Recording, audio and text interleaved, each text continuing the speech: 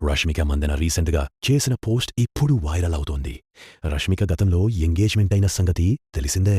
ఆ engagement break అయిన తర్వాత తన మీద చాలా ట్రోల్స్, నెగటివిటీ వచ్చినప్పటికీ తను చాలా సైలెంట్గా ఉండి తన పని తను చేసుకుంటూ పోయింది. కానీ రీసెంట్గా ఎప్పుడో తన అమ్మగారు మాట్లాడిన మాటలకి సంబంధించి ఒక ఆడియోని ఇప్పుడు లీక్ చేసి నెట్టింట్లో వైరల్ చేస్తుండడం రష్మిక చాలా కోపం తెప్పించింది. దాంతో ఆమె ఇలా పోస్ట్ చేశారు.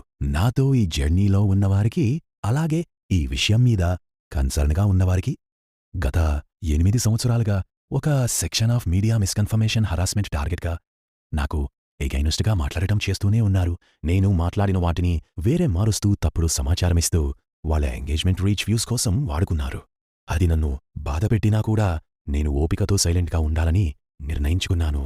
పబ్లిక్లో ఉన్నందుకు ఒక్కొక్కసారి ఎలాంటి క్రిటిసిజం ఫేస్ చేయాల్సొస్తుంది.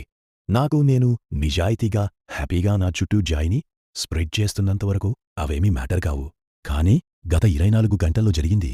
ఆ లైన్ కూడా క్రాస్ చేసేయ్ నేను దాన్ని వదిలిపెట్టాలనుకోవట్లేదు. 8 సంవత్సరాల క్రితం జరిగిన ఒక కాన్వర్సేషన్ని రికార్డ్ చేసి ఇప్పుడు సర్కులేట్ చేస్తున్నారు. అవసరం లేకపోయినా ఆ చిన్న క్లిప్ని వైరల్ చేస్తున్నారు. మనుషులు ఎంత దూరం వెళ్తారు? ఇలా చేస్తూ నా కుటుంబాన్ని కూడా ఇందులో లాగారు.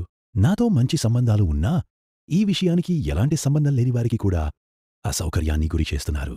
ఇది వ్యక్తిగత గోప్యతపై తీవ్రమైన దాడి. అలాగే తప్పుదారి పట్టించే మరియు అపకీర్తి కలిగించే సమాచారాన్ని ప్రచారం చేయడమే.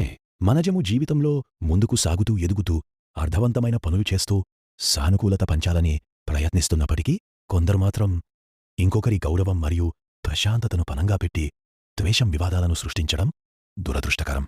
గత 8 ఏళ్లుగా ఈ విమర్శలు నాపైన ఉండటంతో నేను మౌనంగా ఉండాలని నిర్ణయించుకున్నాను.